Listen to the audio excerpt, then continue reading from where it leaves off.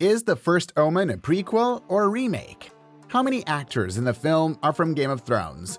And did the film almost have an NC-17 rating? Welcome to CineSqueeze, and today we're covering the top 10 facts about The First Omen. Number 10. The First Prequel. The First Omen acts as an origin story for the First Omen movie.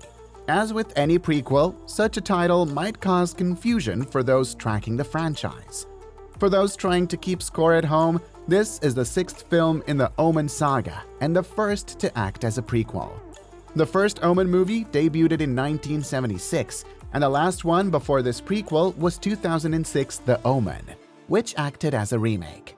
To be clear, The First Omen is a prequel to the 1976 film and not the 2006 film. Number 9. A fresh director. Arkasha Stevenson was chosen as the director of The First Omen and her directorial movie debut. But just because this is her first time directing a full-length film doesn't mean she has no experience. Arkasha has been a director for several TV shows like Legion, Briar Patch, and most notably, the horror saga Channel Zero. She's also directed short films like the award-winning Vessels. Not only did Arkasha step up to direct this new Omen movie, but she also rewrote much of the script with her longtime companion screenwriter, Tim Smith. Number 8. A Game of Thrones reunion.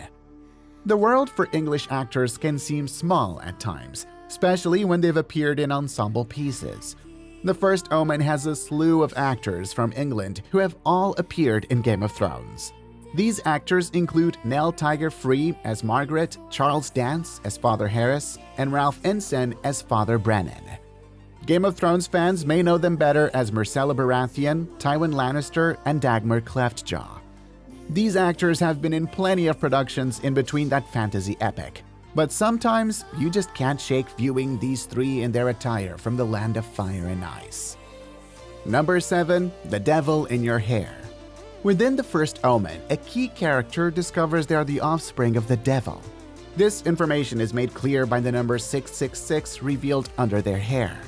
This is accurate to the discovery in the original Omen movie, where Damien has the same markings under his hair. It's good to know the devil still has his own branding to make it easier to figure out who has a relationship with hell. Number 6. A familiar tune. There is a scene in The First Omen where the sex of a baby is revealed to be male. When this happens, a dark and ominous song plays. If this music sounds familiar, it's Ave Santani, and was composed by Jerry Goldsmith for the original Omen movie. You know, something bad is about to go down when that sinister music starts playing. Number 5. Another horror nod. While The First Omen has some winks and nods to the original Omen movie, there's another horror film it references. There's a scene in the film where Maggie gives birth in the middle of the street. This scene is framed in a similar manner to the 1981 horror film Possession, which also involves sex with a demon. It just goes to show that there's more inspiration going on in The First Omen beyond its franchise roots. Number 4. An accurate throwback. For being set before the events of the First Omen movie, this prequel would have to take place in the 1970s. One area where the film best represents that era is depicting Rome's riots. Maggie is informed upon her visit that Italy's students are protesting the state and church. This reflects the social revolution that started in the late 1960s and continued on for many years. It was a period known as the Years of Lead, which didn't die out until the 1980s. It's a more intriguing dose of 70s nostalgia beyond the music and drugs. Number 3. Reprising famous roles. Father Brennan is a notable character from the First Omen movie. He returns as a younger version in the First Omen.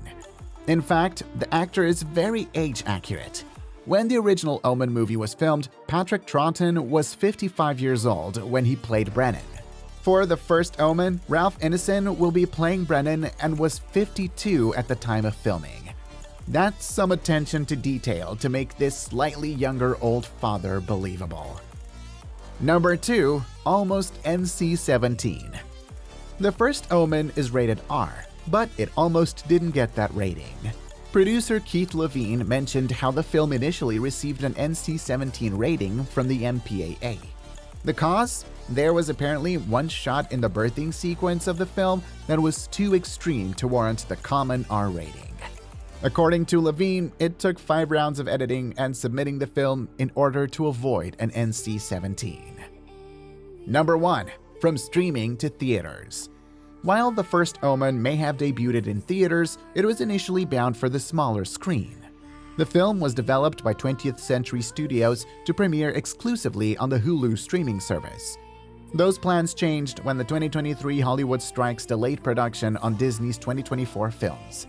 With fewer films to release this year, they decided to let The Omen grace the big screen once again. So, what did you think of our list? Did you learn anything new? Were there any facts we missed? Should we have talked more about the Omen movie when Damien grows up? Let us know in the comments below. Be sure to like and subscribe for more movie lists. And thanks for watching.